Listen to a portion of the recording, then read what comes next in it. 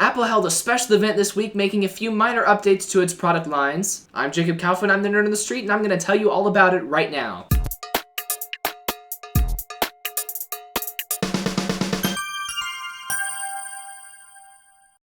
Alright, so I saw a tweet the other day about Apple preparing to hold some special announcement, and the tweet was basically saying there's no hype for this announcement. And then the next tweet I saw about the event was the same person expressing disappointment out of what came from the event. So this is not WWDC, this is not Apple's fall update, this is not anything huge. This was a smaller event that Apple held. It's just basically spring cleaning, except they're not getting rid of things so much as bringing in some new things. But Apple just announced a couple of small new products, and I'll tell you about why I actually didn't like the entire event later in the video. The event started out with a short video, and I'm talking like less than a minute long short, that just highlighted Apple's accomplishments in their history. Apple's 40th birthday is coming up on April 1st, and congratulations to them for surviving that long as a company,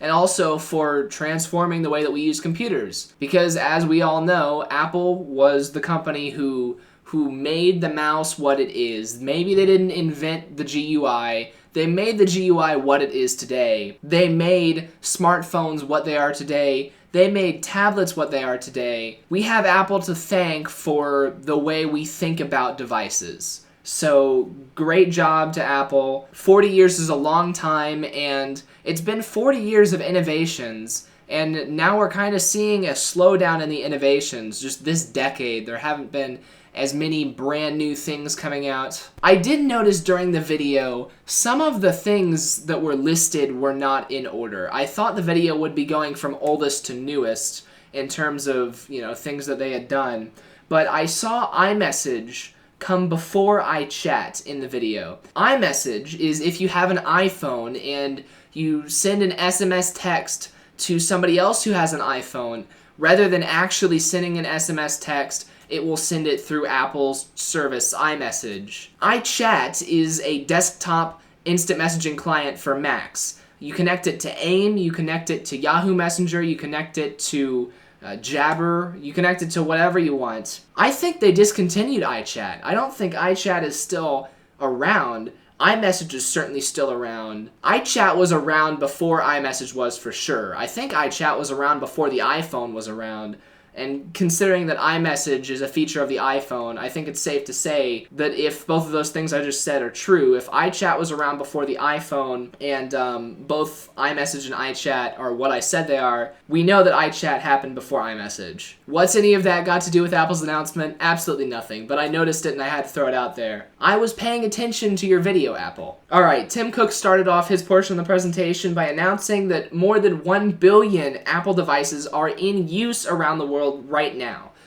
So not only, receipts that people have, not 1 billion devices purchased, but 1 billion active users right now of Apple devices around the world. And that is a huge number, and that gives you an idea of how powerful Apple is, how much influence they have over the industry.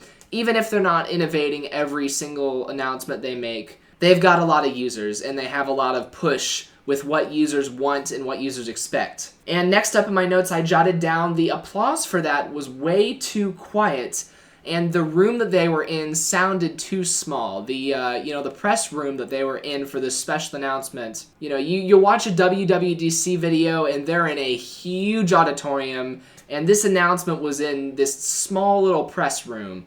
And it shows in the applause. They actually addressed that later, not outright, but they actually said something involving that later that I'll get to at the end of this video. So after that, Tim Cook started by talking about privacy, and just a couple quotes I jotted down. "We owe it to our customers and we owe it to our country. We will not shrink from this responsibility." He was talking, of course, about Apple's ongoing legal fight with the FBI over that iPhone that the FBI wants help unlocking. I made a whole separate video about that, so I won't go into it right now. I think it was only fair for him to mention it at this event. I felt like if he had made too big of a deal out of it at this event, it would have sort of been distracting from the announcements that they made, but he really didn't make a huge deal out of it. He just sort of mentioned it because we all know that it's happening, and I'm sure a lot of people were expecting a statement on the issue. And that second quote I jotted down, "We will not shrink from this responsibility." I sure hope that Apple keeps that mentality. I hope that they continue putting up the fight that they are putting up. Next up, some stuff that nobody cares about, even though it's pretty important: environment stuff and health stuff. And I'm kind of making this video in a looser fashion than usual. It's pretty late at night right now, and I'm just kind of making this video for fun. This is an event that I could get away with not covering, but I thought you might want to hear about it. But yeah, I'm not trying to diminish Apple's environmental work. It's excellent stuff. And Apple's health work, I'm sure a lot of people are deeply affected by that as well. It's just whenever at any keynote or any presentation, one of those two things comes up: environment or health. I'm not an expert in either of those fields, and so I just kind of feel like it's all marketing stuff, not really stuff that I directly can take part in getting excited about. But in terms of the environment, Apple said that 93% of their facilities worldwide are renewable right now. And by renewable, they're primarily talking about power. Now, it's really cool that Apple was talking about offices, stores, and data centers. So the front end and every aspect of the back end, not just the stuff that the public is seeing, but 93% of all of Apple's facilities everywhere are fully renewable right now. And 100% of Apple's facilities in the United States and in China and 21 other countries are using 100% renewable power. Renewable power. Now, they said the words renewable power when they threw out the 100% statistic. They did not say the word power when they said the 93% statistic. They said renewable. So right there, I'm not sure exactly what they mean by those statistics. I don't know if the 93% statistic is talking about material renewability like they talked about later in this section of the presentation or not. But anyway, Apple built their own solar farm in China, and they built it on top of a hay ranch. And the hay ranch is still functioning, and there's still livestock grazing on this ranch.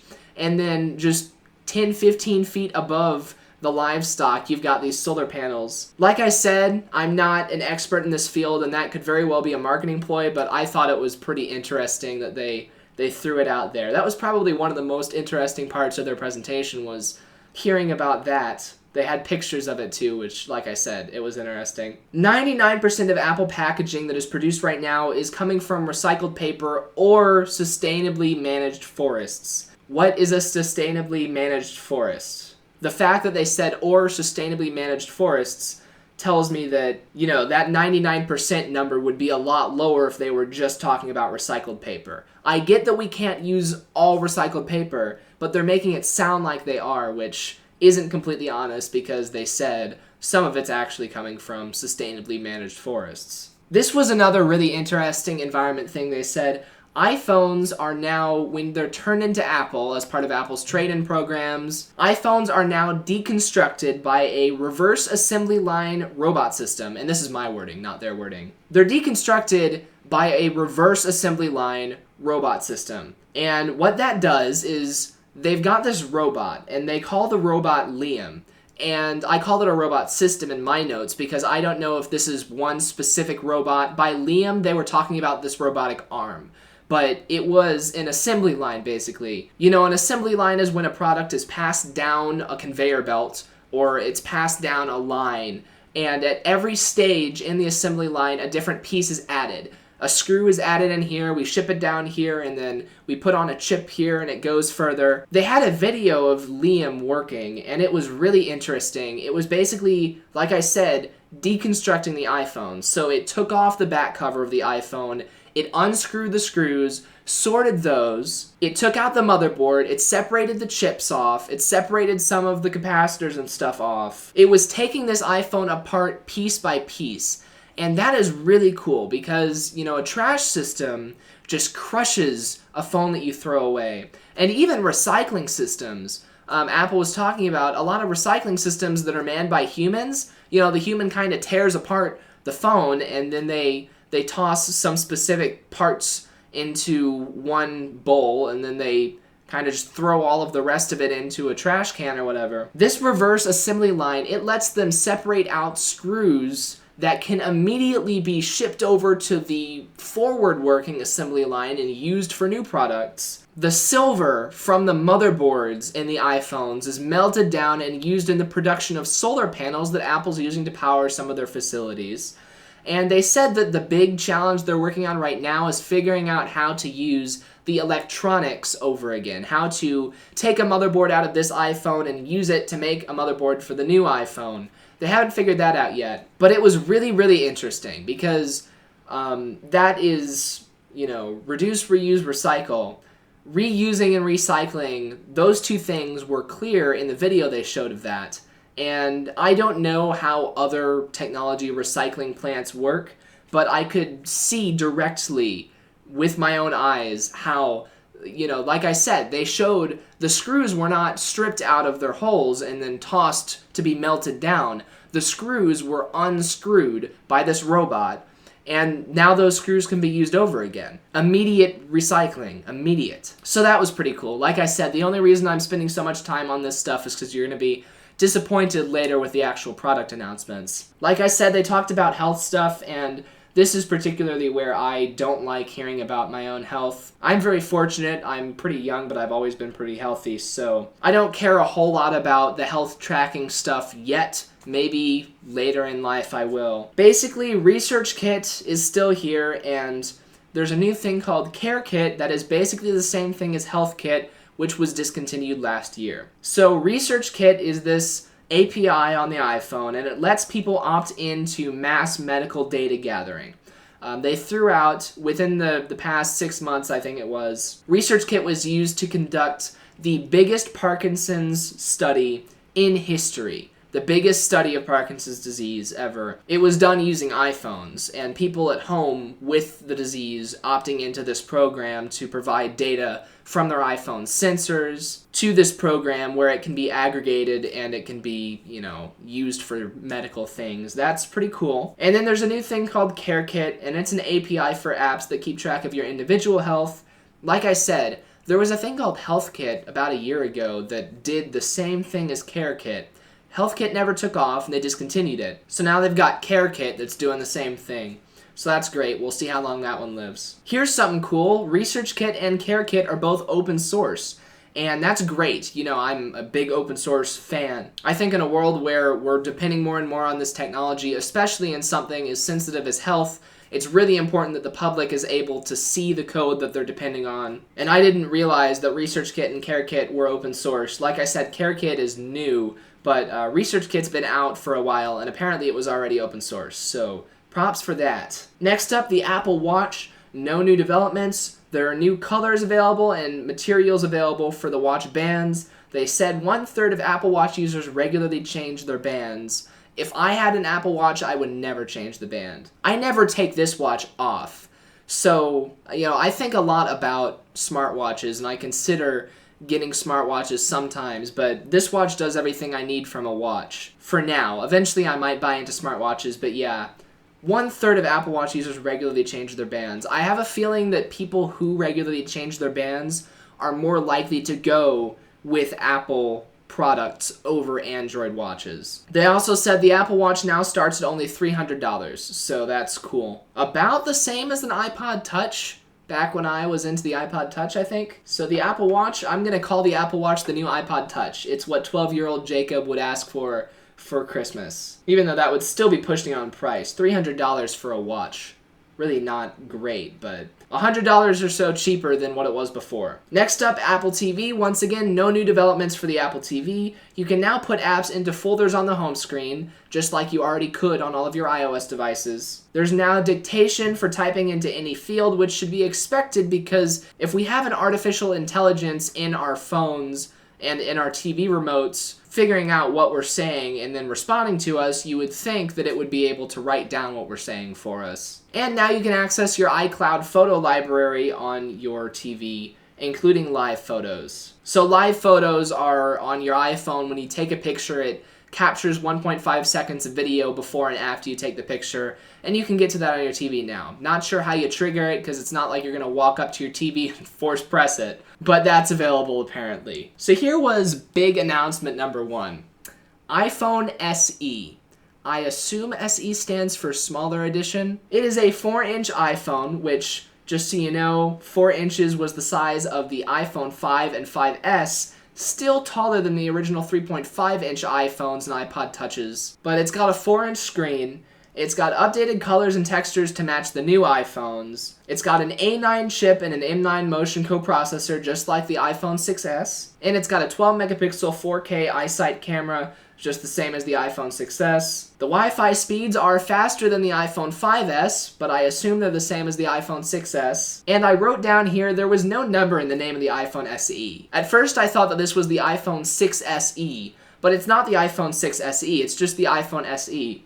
So are we looking at a rolling release? Is Apple going to just continually make iPhone SE updates when they update the rest of their products? Because I'd be okay with that. And in fact, I think that's what Apple needs to do with all of their products, and I'll talk about that a little bit later. The iPhone SE costs $400 off contract. That is actually pretty darn good. It costs $400 and you don't get a lot of space with it. I paid less than that for my phone, my OnePlus 2, and I've got 64 gigs of storage in that thing. I've got like a 5-inch screen on that, a little bigger than 5 inches on the OnePlus 2. And I've got a bigger battery than I think this iPhone has too, although I didn't check that. Let's see, how big is the battery in the iPhone SE? iPhone SE battery size. Alright, I've got a bunch of statistics about battery life times, but I can't find any actual physical sizes of the batteries. Yeah, you only get 16 gigs with that $400 model, which is 1/4 of what I got for less with my OnePlus 2. Okay, they don't tell you how many milliamp hours the battery is rated for. They only tell you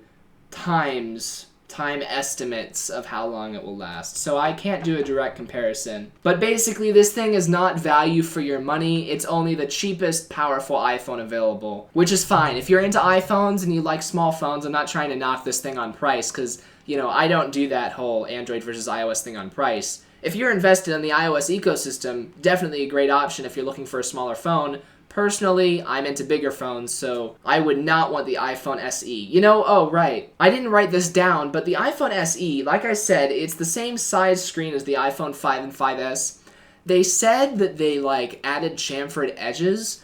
The iPhone 5 and 5S already had chamfered edges. This is basically the iPhone 6S put inside of an iPhone 5S case. And I have not been completely happy with the iPhone's design since the iPhone 4. I love the design of the iPhone 3G and the 3GS, I thought the designs for those were awesome. Of course, the 3.5-inch screen was tiny, but at the time, that's what we expected, was a smaller screen like that, or a regular-sized screen like that. When the iPhone 4 came out with its glass back, everyone kind of focused on the glass back and how bad that was. But honestly, I'm not a fan of how the iPhone 4, 4S, 5, and 5S, even after they got rid of the glass back, it's a brick. It feels like a brick in my hand. My family members have these, and they've got hard corners on the sides. And I know they said they added chamfered edges, but I remember there being chamfered edges in the, the announcement video or the promo video for the iPhone 5 and 5S.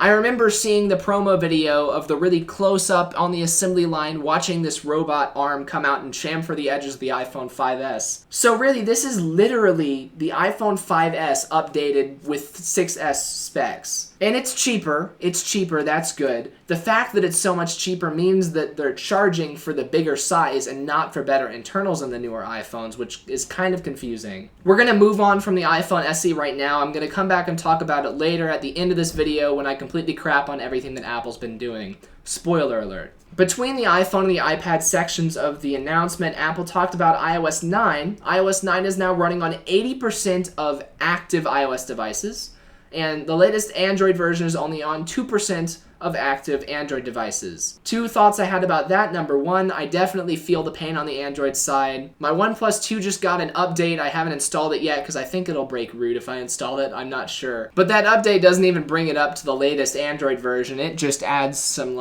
bug fixes in the camera app or something. So yeah, I would certainly love to be on the Apple side of things when it comes to updates. Now the other thought I had about this was they said 80% of active iOS devices. I don't know what they count as active. I know there are some older iOS devices that cannot run newer versions of iOS.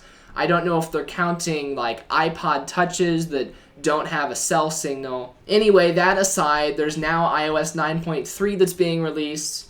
It comes with a new feature called Night Shift, which shifts warmer color at night to help you sleep better. And what shifting colors warmer means is it's reducing blue light and adding more yellow light. So, white, the color white consists of all colors on a very elementary level. White consists of all colors, so what this will do is it'll take the blue out of there and it'll give it a yellow tint. And that's supposed to help you sleep better. My Galaxy Tab actually has this, my Galaxy Tab S2 8.0. It's got this feature, it calls it reading mode, and I actually use it because I buy into the whole blue light makes you not sleep thing, even though my digital clock that sits right above my head when I sleep is bright blue lights. But yeah, my Galaxy Tab has that and I use it, so that will now be on every single iOS device. My Galaxy Tab, it's got it because Samsung added that, but Android itself does not have this built in. iOS devices will now all have this built in if they've got 9.3 or higher. And the other thing I wrote down about that feature is every time any of the presenters addressed Night Shift, they were always wishy-washy. They said things like, some people find that this helps them sleep better, or reducing your blue light may make it easier to sleep better. Reducing your blue light may make it easier to get to sleep. It was kind of just comical that every single time, there were several presenters on stage that talked about this at various points in the iOS section of this and the iPad section of this, and they never flat out said, blue light makes you stay awake.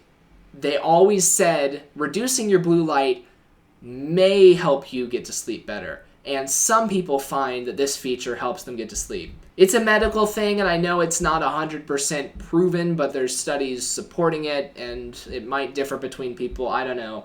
Like I said, I use reading mode on my Galaxy Tab, so that's cool that they've got that. Part of the reason that I use it is just because I think it's easier on the eyes in a dark room, but that's just me. Next up, the Notes app in iOS. I know, Notes, really exciting stuff. But they did add the ability to password protect or fingerprint protect individual notes, so that's cool if you're keeping really sensitive stuff in there. Not sure how that plays with iCloud syncing.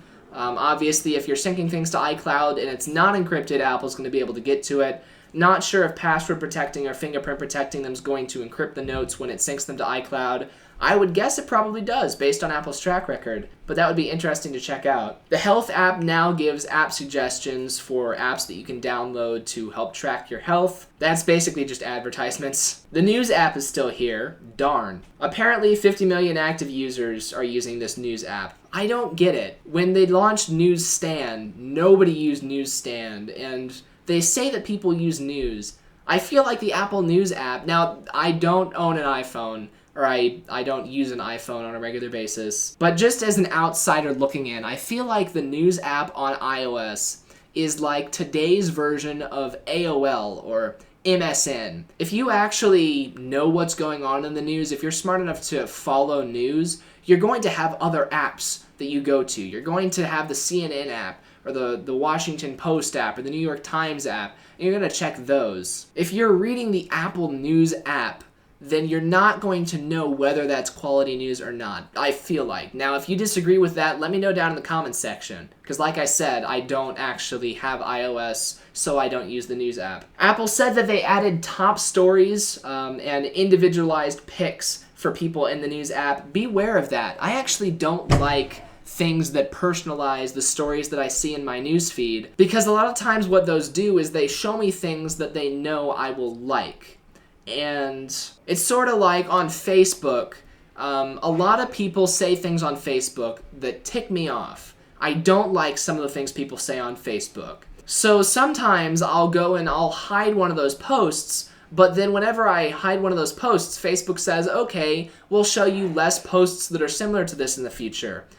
And whenever I see that, I always think, oh, well, I don't want you to hide these in the future. I was just trying to hide this one. So I always go and click undo. If Facebook was only showing me the things that I liked, then I wouldn't be aware of my friends that agree with things that I don't like. Similarly, if your news app is only showing you news that you agree with, let's say that you're let's say you're a Republican. I'm just going to simplify this down to really dummy levels. Let's say that you're a Republican, and your news app knows that you're a Republican because you like to read Republican news. Whenever there's a headline with the word Republican in it, you always click on that, but you don't always click on Democrat headlines. So the Apple News app theoretically learns this, and it starts feeding you only the headlines that have Republican in the name because it wants you to click on articles, it wants you to view ads, and in a more sinister manner, it wants you to read news that you enjoy. But now you're a Republican and you don't know what's happening on the other side of the fence. You're hearing about all the Republican victories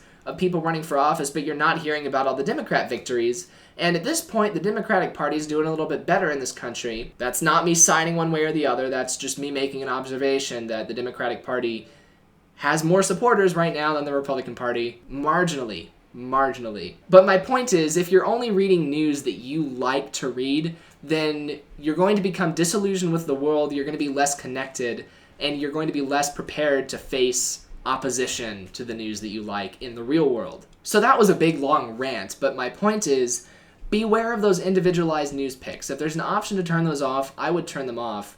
Because, you got to keep your friends close, but you also have to keep your enemies closer. You have to keep an eye on the things that you don't like in the world, because it's within your best interests to keep an eye on them and make sure that they're not creeping up too close to you. Alright, that's all I'll talk about news.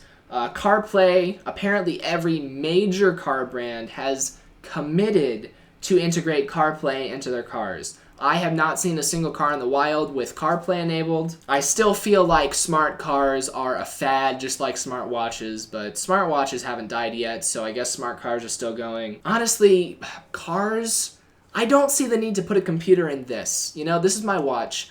I don't see the need. I am a techie. I use Linux on a day-to-day basis. I'm not illiterate to computers or technology, but this is my watch. It tells me the time. That's completely fine with me. I don't need it to do anything except for that. I have a car. It is an older car, and it has nary a single computer in it. I know that even within the past decade, before we had screens in our cars, we still had computers in our cars, but my car is pretty darn old, and I don't think it has any computers in it. I don't think it has a single computer in it. I could be wrong. But my car, just like my watch tells me the time, and I'm okay with that, my car gets me from point A to point B. And I'm okay with that. I don't need my car to tell me the weather because I'm in my car and driving. I can see what the weather is. I don't need my car to play music. I actually don't listen to music while I'm driving, but even if I did, I could just turn it on myself. So yeah, I'm not a huge believer in smart cars. This is just me ranting at this point. Like I said, it's pretty late at night right now. The last thing Apple talked about was education, and iOS 9.3 has a preview of a new school software suite. And that software suite makes it easier to manage student devices, and it looks like something like Land School for iOS. So if you're a teacher and every student in your classroom has an iPad, then you can view a list of the students in your classroom and you can see what they're all doing on their iPads from your iPad. And I'll buy that one. That was interesting. See, I'm not completely against Apple. I'm buying into some of their stuff. Next up, the iPad Pro 9.7-inch, or as I will refer to it from this point forward, the iPad Pro 10-inch. It is the ultimate upgrade for regular iPad users, according to the people who announced it. They felt the need to throw out this statistic. There are 600 million PCs over 5 years old in use. And a lot of people in the audience actually laughed at that. And this is a press event. Nobody's getting paid to go here and laugh at this. Nobody's getting paid to go and laugh at Apple's jokes, but there were people in the audience actually laughing at the fact that there are 600 million PCs over 5 years old in use. Now, it is 2016. If a computer is 5 years old, it was made in 2011. 16 minus 5 is 11. So that just means that the computer was made before 2011 and it's still in use. And they acted like that was some big joke, that there's 600 million PCs over 5 years old in use. They didn't talk about how many Macs or how many iPods that are over 5 years older in use. iPods, Macs are one thing. Most Macs have a great lifespan. I've got a Mac Pro here from 2008, and that Mac Pro, actually it's 2006, it might be. This Mac Pro does not get updates anymore, but most Mac Pros do. Most MacBooks get updates still to this day, no matter how old they are. As long as they've got an Intel processor, they can probably run the latest version of Mac OS. So there's probably a lot of MacBook users using MacBooks 5 years or older. There are definitely a lot of iPod users that are using iPods Not iPads, not iPhones, but just iPod, the MP3 players, they don't receive really updates. And even though they do get updated, there's new iPods that come out sometimes, or there used to be new iPads that came out sometimes, iPods. It feels weird to say in 2016, iPod. If you've got an iPod, it does what you want it to do, just like a watch or a car. Your iPod plays music for you. That's all you want it to do, is play music. So iPods definitely last more than 5 years. I don't think it's a big problem to be using a computer that's more than 5 years old. And I also wanted to point out that my desktop right now, it is from 2012. I built it in 2012 and I recorded it for this YouTube channel. And the fact that this computer is 4 years old and I'm not going to be able to afford a new computer for some time, definitely for at least another year, and here Apple is making fun of everyone using a 5-year-old computer or more. If they make that same joke next year, then I'm going to get pissed off because I'll be using a computer that's more than 5 years old. And my computer is perfectly fine. It could be better. It's not the highest clock speed anymore. The graphics card's not the best anymore, but the computer works for watching Apple events and taking notes and sometimes editing video like this. So that computer works perfectly fine, whereas this computer is less than 5 years old, I think. And this computer absolutely sucks, this laptop that I'm using right now. This is a Gateway, basically a netbook. It's a 15-inch netbook, and it really belongs to my sister, but she just leaves it in this basement and I use it for videos. But yeah, the age of your computer really doesn't mean whether or not it's usable. It's the specs inside that mean whether or not it's usable. And it kind of concerns me that Apple tells me how long they think that the battery in the new iPhone is going to last, but they don't actually tell me the specs of the battery in the new iPhone because Apple doesn't think specs matter. That is what keeps me from going over to the Apple side of things. All their privacy stuff, great. Their security stuff, great. Usability, great. But, I want to know what's in my computer. So, yeah. Alright, so the iPad Pro 10-inch, that's what we were talking about again. It's got a matte display that the iPad Air 2 does not have. The new iPad Pro has a 25% brighter screen than the iPad Air 2, and I'm comparing it to the iPad Air 2, and they're comparing it to the iPad Air 2 because it's the same size as the iPad Air 2. It's got a true tone display that measures the color temperatures of ambient light and adjusts colors on the screen. So just like you've got auto brightness when you walk into a room that's really bright, your screen's going to get brighter. When you walk into a room that's darker, your screen gets darker. We already had that. Now, if you walk into a room with yellow tinted lights, because, light bulbs are either yellow or they're white. I forget the fancy names for it, but that's what it boils down to. If you walk into a room lit by yellow light bulbs, then your screen's going to tint yellow, sort of like if you turned on night shift. And if you walk into a room with white lights, then your screen will, it'll up the blue spectrum, and your screen's going to match the ambient color temperature of the room around you. And I like that. As long as I'm not trying to video edit or photo edit or anything, creative and touchy like that, then I like the idea, if I'm just reading, of having the screen match the ambience. Right, so that True Tone display is not on the iPad Pro 12-inch, I don't think. 13-inch, sorry. The iPad Pro 10-inch has 4-speaker audio, 1 in each corner, and it's 2 times louder than the iPad Air 2. It's got an A9X chip, which is a better chip than the iPad Air 2. It's geared toward gaming in addition to professionals. They said some stuff about professionals, business world. They said some stuff about gaming, and they had some promo videos of people playing games on this thing. So that was interesting. Now they're trying to hook gamers in to the iOS marketplace. Don't use your gaming PC that's 4 years old. Use the iPad Pro. Everything has Hey Siri now, including the iPhone SE. I forgot to mention that earlier. Don't use that. That's where your iPhone's listening to you 24/7, just in case you happen to say the words Hey Siri, and then you can, talk to Siri. Now that's a privacy security joke.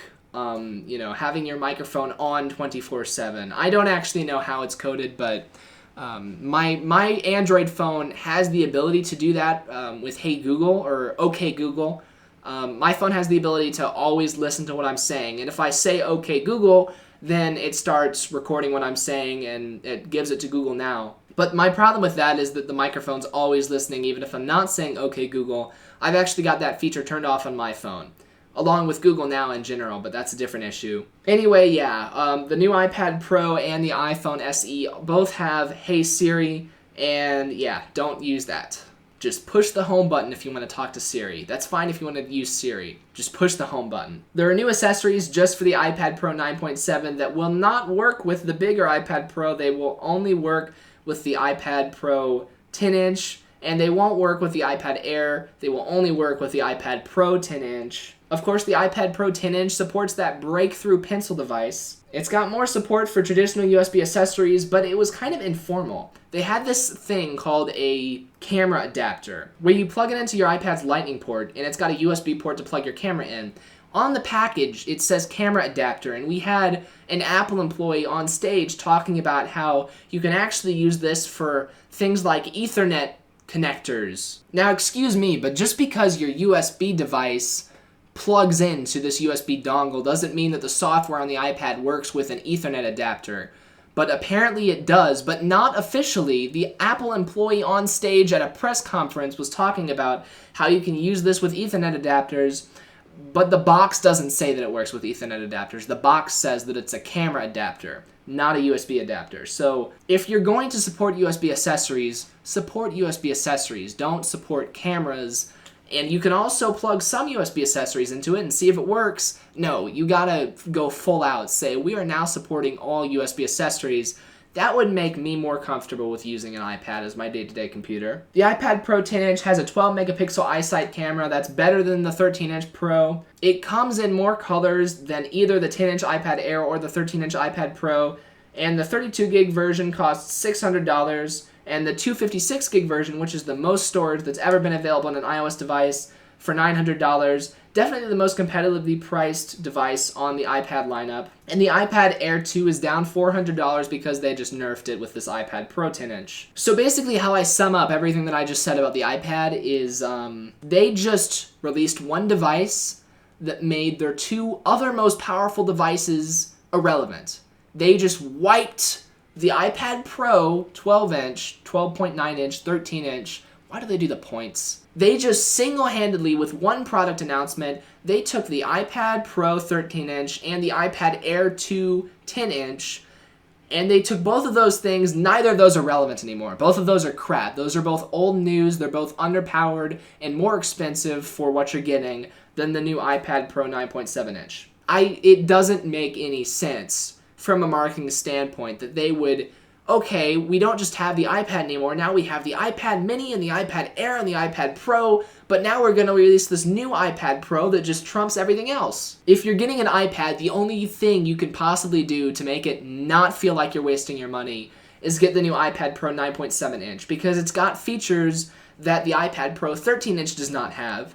So basically, if you want the most powerful thing, you don't have the option of a big screen. You have to use the normal size screen. And you also cannot just go for the normal iPad Air because it's underpowered. It's not nearly as powerful as the iPad Pro. For $200, why would you get something that's a quarter of the power? The only way to go if you're going to get an iPad right now is to get this new iPad Pro 9.7-inch, and that kind of sucks because I thought Apple was trying to give us more options, and now they've taken them all away again. Apple's new lineups are too complicated, is what all of this is boiling down to. Apple's new lineups, they are too complicated. It's not just me saying that, it's a lot of people saying that. I've been saying it for a little while now. I've been saying this as Apple renames the iPad to the iPad Air for no reason. I've been saying this as they added several different iPhones and continued selling older iPhones even though they've already upgraded them. I've been saying this for a little while, and with this new press release, we're seeing a lot of people saying this. Apple's new lineups are too complicated. The iPhone and iPad lineups are not what they used to be.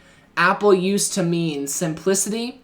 It used to mean if you walk into an Apple store, you know exactly what you want, and if you don't know what you want, then it's really easy to find out what you want. It's not easy to figure out what you want anymore. It's hard to pick out what you want. You know, back when Apple did those, hello, I'm a Mac and I'm a PC ads, they did one of those about all of the different versions of Windows Vista. There was Windows Vista Home Basic, there was Windows Vista Home Premium, there was Windows Vista Professional, there was Windows Vista Ultimate, there was Windows Vista Enterprise, there was Windows Vista Basic, whatever. There was one below Home Basic, just for netbooks or something. All of these different Windows Vista additions, and then, of course, Apple said, there's only one version of macOS. It doesn't matter who you are, You know which version of macOS you're going to use. You're going to use macOS. That's just it. You're a student, use macOS. You're a business person, use macOS. You're an artist, use macOS. You're a gamer, use macOS. That used to be how simple Apple was, and they're not that simple anymore. I took a couple screenshots of Apple's event earlier. I'm going to pull those up right now. Here, we've got the iPhone lineup. So I'm looking at the iPhone lineup right now. Now, we've got the iPhone SE, the iPhone 6, the iPhone 6 Plus, the iPhone 6S, and the iPhone 6S Plus. First problem with that, and it's my problem with it, and it's a lot of other people's problems with it. The iPhone SE is the same power, it's got the same internals as the iPhone 6S and the iPhone 6S Plus. iPhone SE has the same internals as the 6S and 6S Plus. So why is it all the way on the left? And why do we have the older iPhones in between the SE and the 6S and 6S Plus? Of course, people who are reading the numbers at the bottom of the screen will tell you that's because the iPhone SE is only $400, whereas the iPhone 6S is more than the 6 and 6 Plus. You know, this particular screen cap only has the monthly prices on it because apparently it's so hard for people to grasp the idea of actually paying for the devices that they are using. But the iPhone SE costs $17 a month, and then you got the iPhone 6 for $23 a month, the 6 Plus, and the 6S both for $27 a month, and then the 6S Plus for $31 a month. That brings up another question. We ask, why is the SE all the way on the left? Apple's response, because it's the cheapest out of all of them. My next question, if the SE is just as powerful as the 6S and 6S Plus, why is it less money to buy than the 6 or the 6 Plus? This phone is supposedly more powerful than the 6 and the 6 Plus, and it's the brand new one also, yet it's cheaper than the rest of them. Why is that? Are you telling me that the reason why the iPhone 6 was more money than the iPhone 5 wasn't because it was upgraded internals, it was just because they made the display bigger? They actually could have made the iPhone 6 cheaper with its updated internals. They could have made the iPhone 6 cheaper than the iPhone 5 if they hadn't made the screen bigger. Is that what you're telling me? It doesn't make any sense. That I don't know if I buy that the iPhone screen being half an inch bigger on the 6S than the SE is really worth an extra $10 a month, money-wise, when the internals are all the same. I can't wrap my head around that. And I don't know if they're liquidating old iPhone 5 cases with the iPhone SE. I mean, some of them are in new colors, so those have to be brand new. They can't be recycling old cases. These have to be new cases that they're making for these new phones. It's not like this is a liquidation sale. I can't figure it out. I mean, the iPhone 6S and the 6S Plus have Force Touch, which I don't know if the iPhone SE has that. I don't know how you're going to trigger your live photos that the iPhone SE apparently supports if you don't have Force Touch. But, yeah, that's just kind of off. And my recommendation for Apple would be stop selling older phones and marketing them with your new phones. It's okay if you're selling older phones, but when you put your lineup on the screen, don't include the older phones. Why are they including the iPhone 6 and the iPhone 6 Plus in their lineup? Apple, when they tried their iPhone 5, remember the 5C? Do you guys remember the iPhone 5C when they had that plastic iPhone? I got a lot of friends who have that iPhone. That was a brand new phone. It was old internals, but it was a brand new phone that was cheaper. It was cheaper because the internals were cheaper. But now we've got a cheaper phone with new internals, so why did they have to do that for the 5C? The iPhone 5C was a new phone that was less powerful than the mainstream iPhone, and it was the cheapest iPhone available at the time, and it was made for emerging markets. Poor countries is what emerging markets means. And it was also made for people who, like teenagers who have to pay for their own phones, or teenagers whose parents pay for their phones for that matter, but whose parents don't want to buy the fancy iPhone, get the cheap one. So if the iPhone SE is less money than the iPhone 6 and the iPhone 6 Plus, there is no reason why they have to be selling the 6 and the 6 Plus right now, unless they made too many of them. In which case I would say stop making so many devices. And I'm sure the response to that will be, oh, well, we make so many devices because they're so high demanded. But clearly not if you're still selling the iPhone 6 and 6 Plus 6 months after you made their successors. It doesn't make sense that the iPhone 6 and the iPhone 6 Plus are up there. The whole point of selling older phones is that you're enabling people who can't afford the newer phones to enter into your ecosystem. The iPhone SE is the way to do that. Maybe they're trying to avoid another 5C, although the 5C really wasn't that big of a failure. Plenty of people bought 5Cs. I can't figure out why they're still selling the iPhone 6 and 6 Plus as if they're brand new devices. Now, if you want to put those in the Apple Store, you've got your refurbished iPhones and then you've got older models in the Apple online store, that's understandable. I get that. You're not going to put refurbished iPhone prices up on your keynote screen when you're talking about your lineup. You're not going to say the iPhone SE costs this much, you can get a 6S refurbished for this month, the 6S brand new for this much, you can get an iPhone 6S Plus refurbished for this much money, and then an iPhone 6S Plus brand new for this. You don't include the refurbished prices on there. You don't need to include the older device prices either. And yeah, the only reason why they would even be selling those at all that I can think of is that they made more than they sold, and now they're trying to get rid of the rest, which is fair. You need to get rid of those, but yeah, don't put it on your keynote screen. I lost my train of thought. Don't put it on your keynote screen. That would eliminate the problem right here, because I'm okay with 3 different sizes of iPhones if you want to sell a cheap model, because as far as I'm concerned, the iPhone SE is the cheap model. If you want to sell a cheap model, a regular model, and a power user model, that's perfectly fine. That's understandable. I get that. There's people who want something cheap, there's people who want something for general usage, and then there's power users. Those are 3 distinct markets.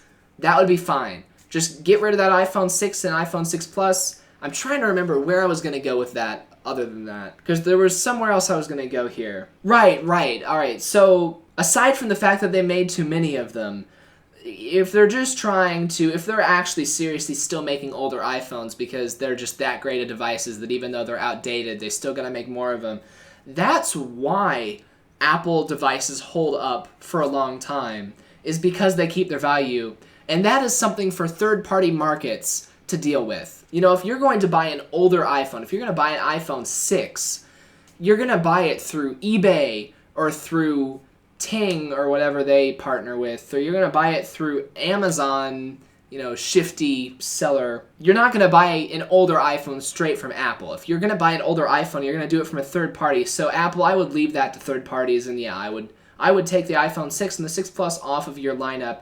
As a general rule, your lineup consists of all your new phones, not your old phones. And then we've got the numbering confusion. The iPhone SE does not have a number on it. So what happens when the iPhone 7 comes out? Are you going to update the SE and still call it SE? Or are you going to call it iPhone SE 2? Because that would be stupid if you called it iPhone SE 2. That would be actually worse than anything else I was imagining. I'd rather you call it iPhone 7 SE than iPhone SE 2 and then the iPhone 7 and 7 Plus. I'm okay with the iPhone SE just being the name, but when the iPhone 7 comes out, you better update that iPhone SE and keep calling it the iPhone SE. And at that point, you might as well just call it the iPhone and the iPhone Plus. See, but you need the numbers to figure out which one you've got. So it was a mistake not putting a number in the name of the SE.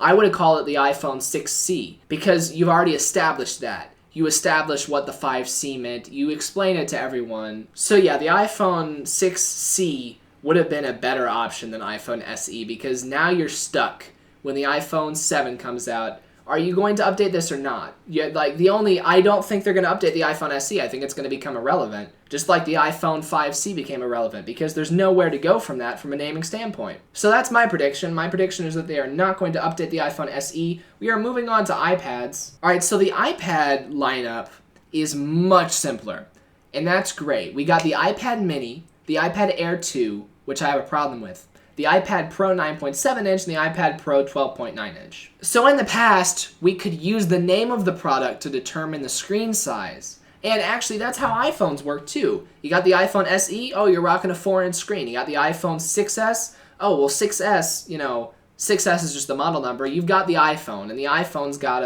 I don't even know what it's got. The iPhone 6S Plus is the big one. You can tell because it has plus in the name. The iPads used to be the same way. You had the iPad mini, miniature, small. The iPad Pro, big. Pro is big. And then just iPad has nothing with it, so it's normal. Now, my problem with iPad Air is that it's kind of like how they did. I had a problem with them doing this with the MacBooks too.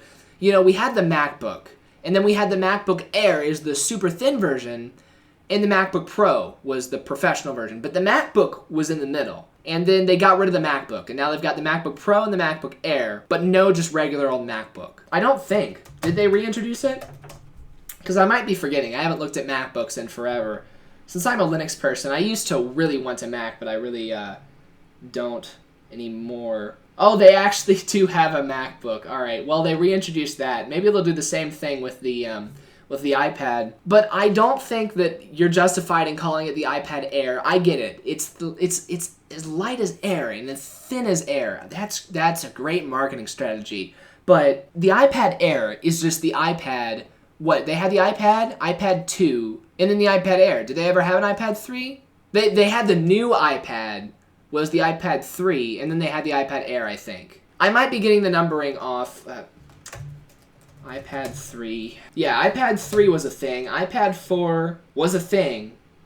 iPad 4 was a thing. Right, so the iPad 2, the new iPad was the iPad 3. iPad 4 was Retina. iPad 4 with Retina display was how they marketed that. And then the iPad 5 was the Air. So you had 1, 2... No. Sorry, let me start over. Apple's counting scheme was 1, 2, new, Retina, Air 2. That was how Apple counted. Let me say that again. Apple's counting with the iPad model numbers was 1, that checks out. iPad 1. iPad 2 makes sense. The new iPad. We called it the new iPad, but in a year it's not going to be new anymore. That was the third one. Then they had the iPad with Retina display, although once again, in the future, we can't use that to distinguish it because all future iPads will have Retina displays. The iPad Air, because it's so darn light, oh wait, but we're not going to make it thick again next year, so the next one's the iPad Air 2. Everyone got that? Got that down? Alright, great. You got that down. So now you know why I don't like the name iPad Air 2. It should be the iPad 6. If they had kept with the naming schemes that I think make sense. This lineup here, I just realized, it says iPad mini, but it doesn't say iPad mini 4 or 5. I think it's only up to 4. What's the newest iPad mini? Yeah, the iPad mini 4 is the latest one. But this price, I don't even know if that price that they've got on their keynote screen for the iPad mini is for the 3 or the 4. Maybe it's the 2 because they still sell old devices. It just says iPad mini. And if you're just calling the iPad mini 4 the iPad mini 4th generation in parentheses, why didn't you just call the iPad Air 2nd generation? If you're going to drop the numbers on one of your products, I think they should drop the numbers on all the products. Call it the iPhone SE, the iPhone, and the iPhone Plus. Call it the iPad mini, the iPad Air, and the iPad Pro. Drop the version numbers if you're going to drop the darn version numbers. Then comes my next problem with this lineup. That you've got the iPad Air 2 for $400, and the iPad Pro for $600. $200 more. And it's like 4 times as powerful. Now, I'm not going to do the math here, but I think you'd be stupid if you bought an iPad Air 2 today. The problem that I see elsewhere is that the iPad Pro 9.7-inch is also more powerful than the iPad Pro 12.9-inch. It's not more powerful. It's got the same processor in it, same GPU, but the screen and the cameras on the iPad Pro 9.7-inch is more powerful than the screen on the bigger iPad. And why would you pay for a bigger iPad if the screen's not going to be as good as the smaller iPad? If the screen is bigger, you want it to be also better.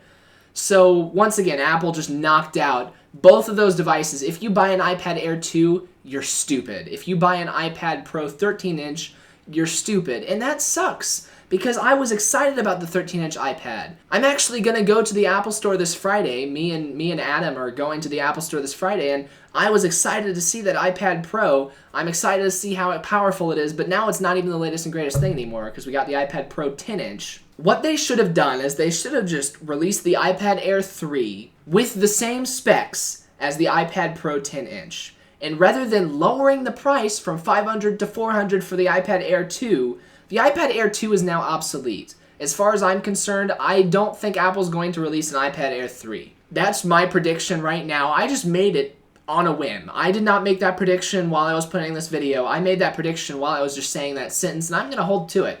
My prediction is that Apple is not going to make an iPad Air 3, because that would be stupid.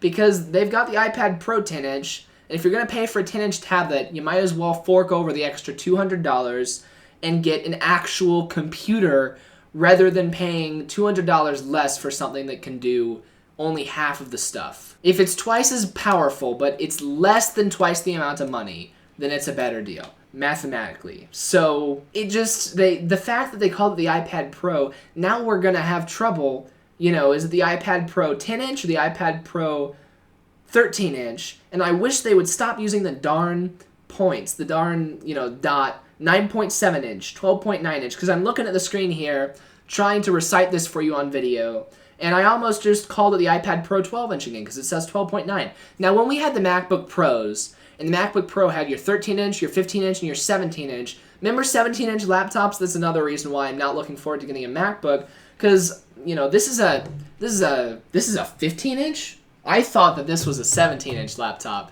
This is a 15-inch laptop. Wow.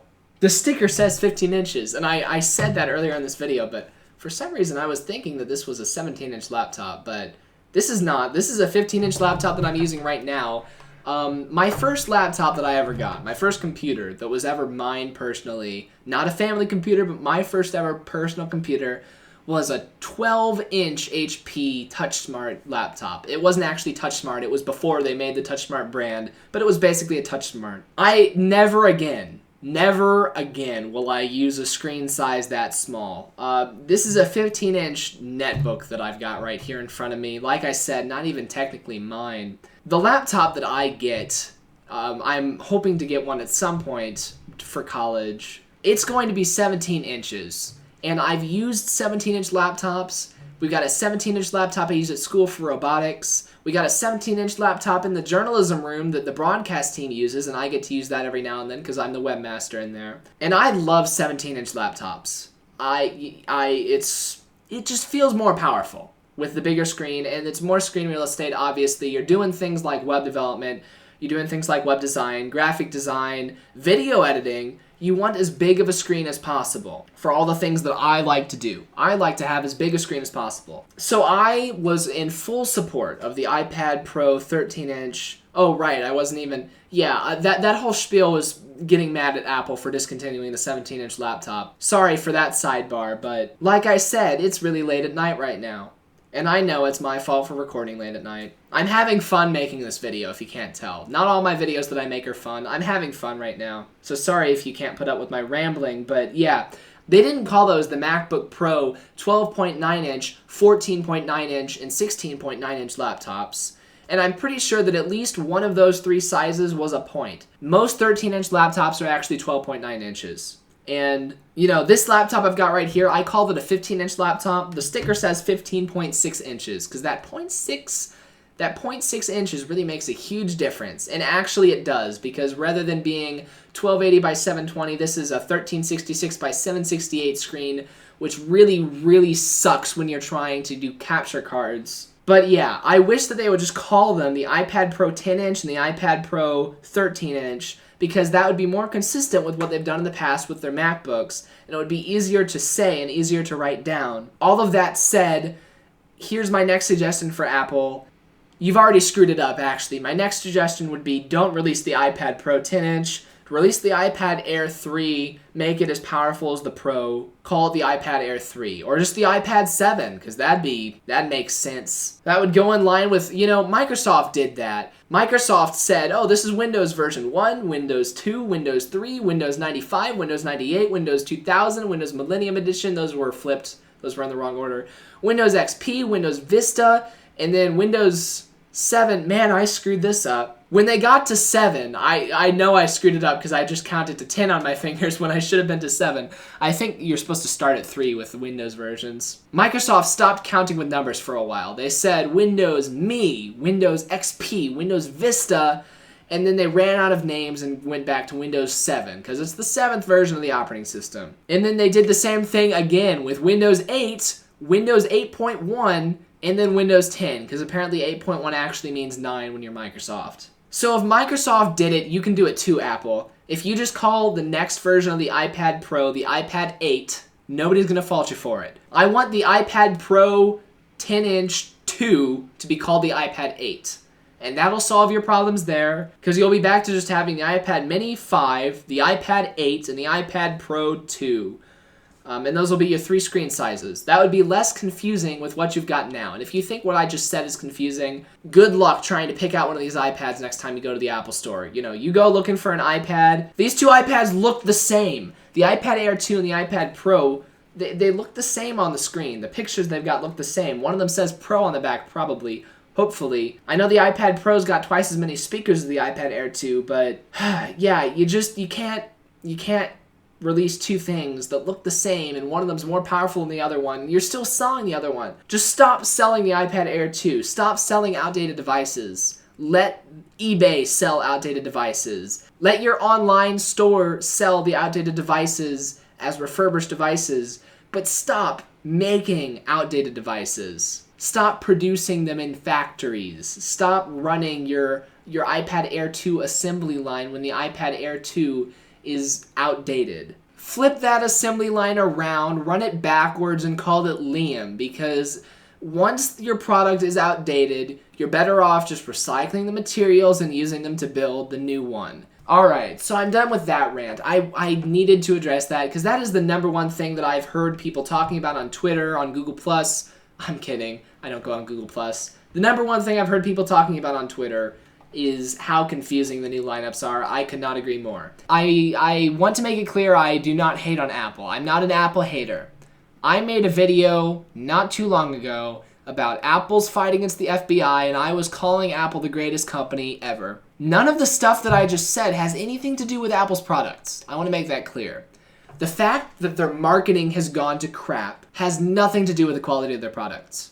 I don't use any iOS products on a day-to-day basis.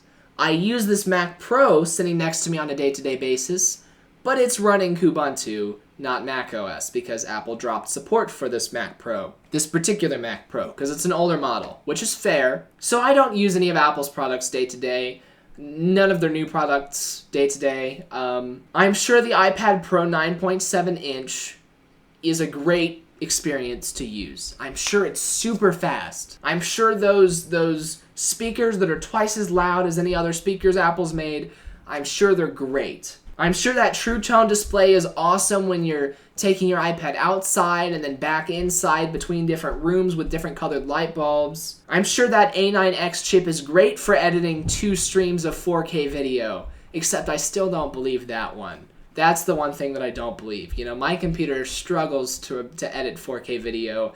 It's got an i7 3.4 gigahertz processor, and 3.4 gigahertz isn't the top of the line anymore, but I'm sure it's better than whatever the A9X is rated at. I digress. The iPad Pro 9.7-inch, it looks like a beast in terms of tablets. Not compared to laptops.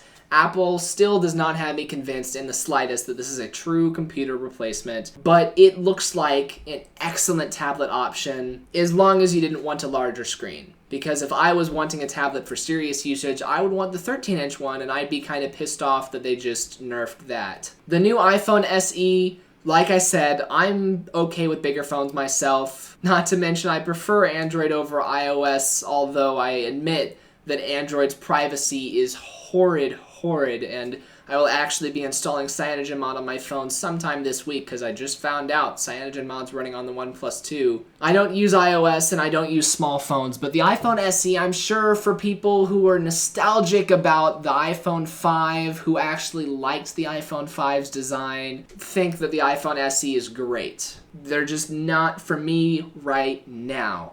I will look at iPads when Apple updates the 13-inch to be more in line with the 10-inch Pro. But the 10-inch Pro, it looks great. All of the stuff that I just yelled at Apple for and all the stuff that we're basically yelling at Apple for, that the media is yelling at Apple for, it's all just semantics. You know, it's just marketing, it's presentation. When Steve Jobs was here, I doubt he would have allowed there to be 5 or 6 different models of the iPhone on the keynote screen at once without any sort of disclaimer saying, these are older devices, these are refurbished devices, these are new devices, this is the one you really want. Steve Jobs ran a pretty tight ship. You know, that's public knowledge.